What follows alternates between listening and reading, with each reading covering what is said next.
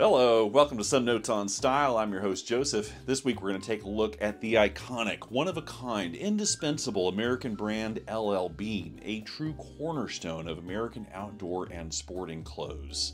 Being that holiday gift-giving season is not too far away, LL Bean has been shipping out their annual holiday catalog, which is filled to the brim of all kinds of great wardrobe classics. So with that in mind, in today's episode we're going to do a little bit of a brief history about the brand, and then we're going to jump into a variety of 32 looks that can be achieved using the full range of the LL Bean clothing line, which is quite extensive. And what I'm hoping to show you guys is that with a product offering of good quality, affordably priced closet basics, admittedly mostly in the weekend casual New England sporting style, you can easily transform these staples into looks that have a lot of depth through layering, pattern, color, and a range of natural materials to achieve really great fall and winter looks that run the gamut. So a little bit of history. LL Bean is definitively an American company. It was founded in 1911 by Leon Leonwood Bean, coming out of Freeport, Maine. The company started when LL Bean was coming home in a rough Maine winter's day, and he became frustrated with his footwear, leaving his feet cold and wet from the snow.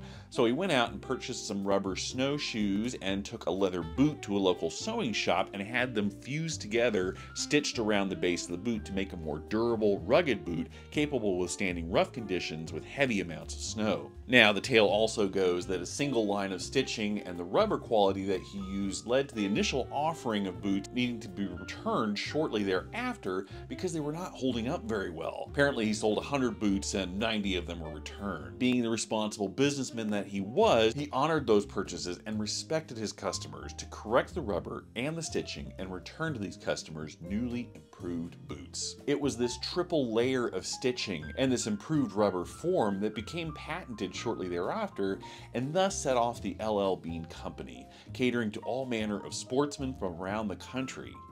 Another interesting reason as to its success also was due to the timing of the business being formed at the same moment that the United States Post Office began parcel delivery service. The first U.S. Postal Service package mailed out of Freeport, Maine was indeed a pair of Bean boots. LL Bean quickly realized that his newly formulated mail order system allowed him to establish a mailing list of customers and send them small paper catalogs in the mail with his products. Over the course of the 20th century, he went on to introduce numerous iconic staples, many of which are still available to this day. Products that drill down through very utilitarian sense of design, utilizing the most fundamental functionality of what was required to be an outdoorsman through a wide variety of activities.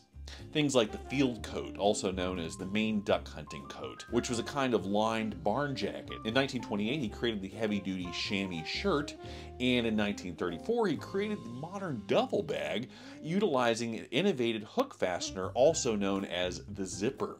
In 1944, he designed the quintessential LL Bean tote bag as a makeshift wood and ice carrier. And later in 1965, the company produced the iconic Norwegian sweater, a very heavyweight fishing sweater with its signature tick weave pattern. And of course, the full extent of the product offering has gone on to include thousands of products in all product categories for both men's and women's wear in all manner of sporting clothes and lifestyle products. But it was primarily LL Bean's reputation of being a truly honest and responsible American company that contributed to its success. It was through his dedicated, hard-working personality that the company ensured lifelong employment for many residents of Freeport, Maine by producing many of his products domestically in-house. And on top of that, the company was firmly established on the basis of respecting their customers with a lifelong guarantee of every product sold. Now, unfortunately, this guarantee had to be revised in the mid-2000s due to the fact that the company eventually became bombarded with so many people taking advantage of that guarantee, trying to return or refund products which they had never actually purchased in the first place.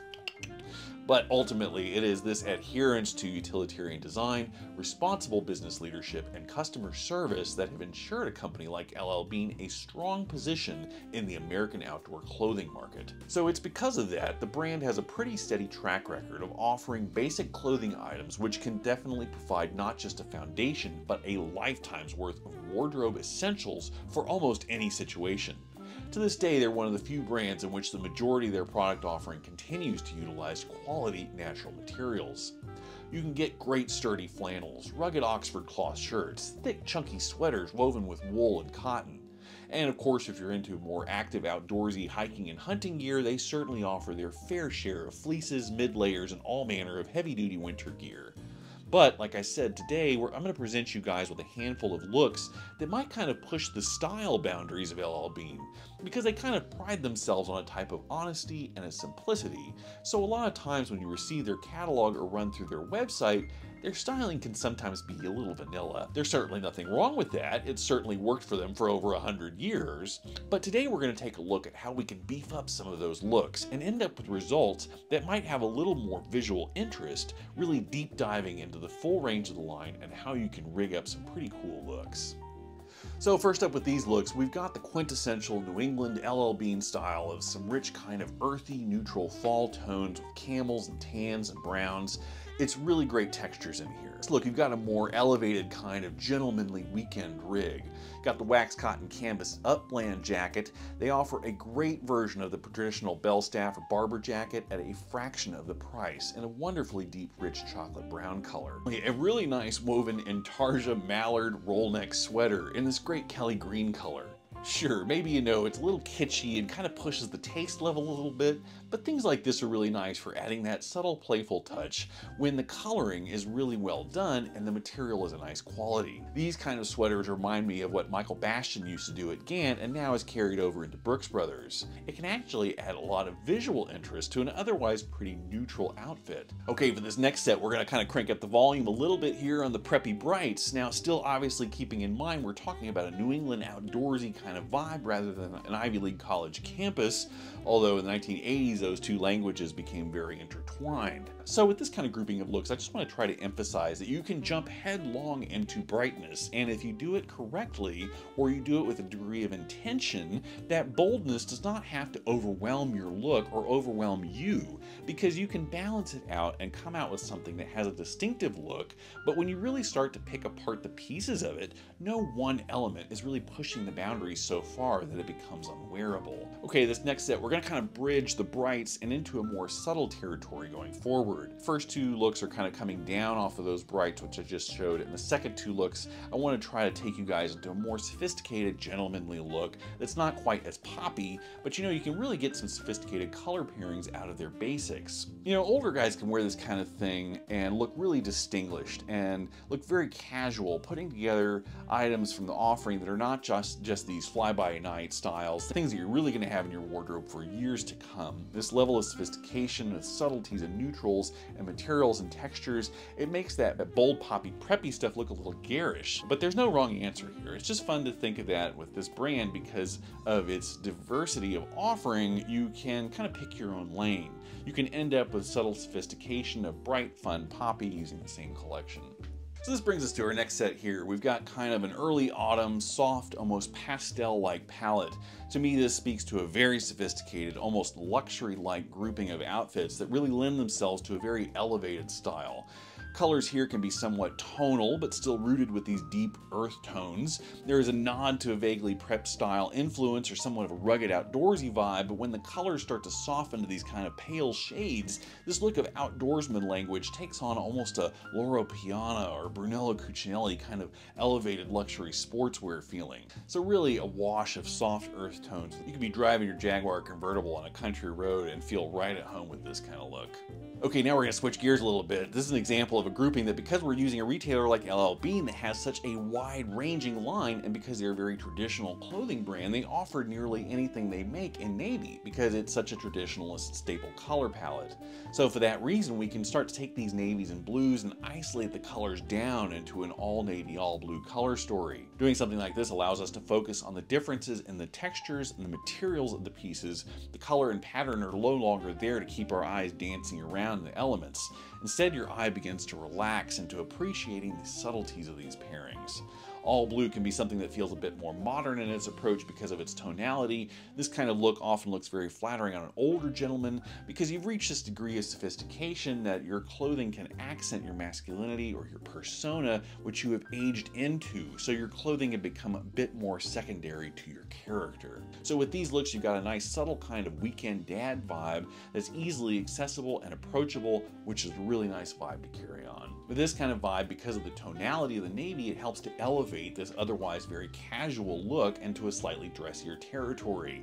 It ups the sophistication level, where you've got pieces that are pretty basic and classic, but when you start to dabble in this color palette, then suddenly you really look put together and veer into something much more defined. Now let's crank up the volume a little bit further, and what's crazy to me about LL Bean is, as traditional as they are, offer a great deal of pieces in dark charcoal and jet black, so you can really, if you're a very edgy character, you can shop at LL Bean, style their basics, and come out with some pretty forward urban style. Looks that if you had the right edge about you, some of these things could be worn courtside at a fashion runway show, and you might easily pass for a fashion magazine senior editor. So with this kind of thing, you got what Ralph Lauren used to do, this concept called Black Barn. I believe Ralph's Double RL Ranch had an old barn that he painted jet black, kind of roughly. So there was always this great metaphor around an Americana country style that suddenly had this slickness, so this edginess to it. It was this wonderful vocabulary around rural and urban clashing with one another. And this really is kind of a broad masterstroke of pulling together this same kind of silhouette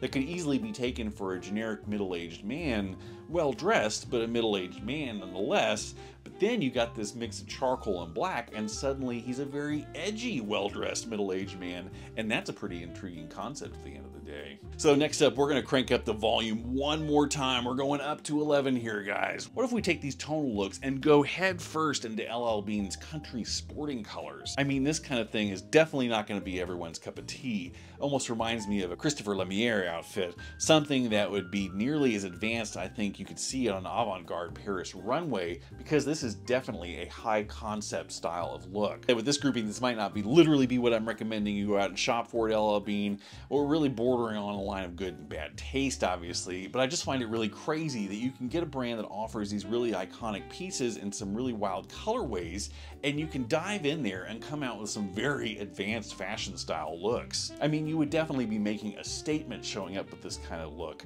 and they would never guess you got these pieces from 100-year-old LL Bean catalog. I mean, again, this kind of look could easily be worn in a Hype Williams video circa 1997.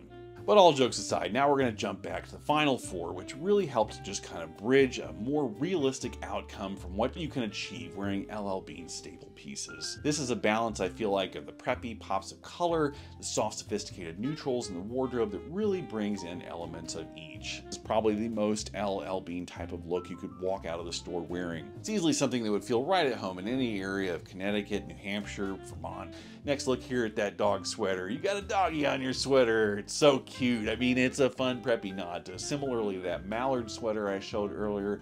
I really like this piece. It's nice that it's grounded in a navy sweater. Even then, the colors in this pup are these rich chocolatey browns and olives. Really cool conversation piece, but ultimately one which you've got a lot of different outfits you can wear with this thing. You've got all classic American New England staples layered together. Obviously, the palette ventures into the prep territory, but LL Bean takes those bold colors and kind of washes them down to this very soft, dusty version. It's not slappy in the face with its preppiness.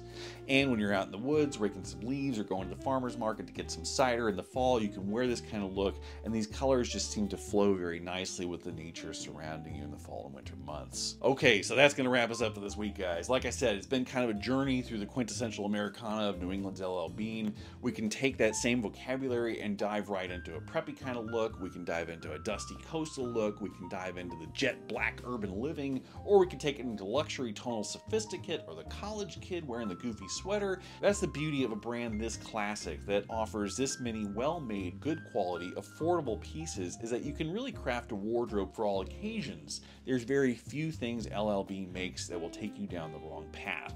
And like I said, because of their heritage, their quality, and their respectability, the LL Bean brand is certainly something that every guy should have at least something of in their closet from this American icon. So as always, if you're enjoying the video, please be sure to give me a thumbs up. If you're enjoying the channel and you'd like to help to contribute to making these videos, please visit my page at Buy Me a Coffee for a small one-time donation, or if you'd like to receive the monthly Some Notes on Style notebook in your mailbox, which is full of inspirational imagery and tear sheets corresponding with each month's episodes, as well as the full breakdowns of all the looks included, head over to Patreon. The links for both of those guys in the description down below, or if you're just enjoying watching the video and have made it this far, I really appreciate that too. I'm glad you stopped by.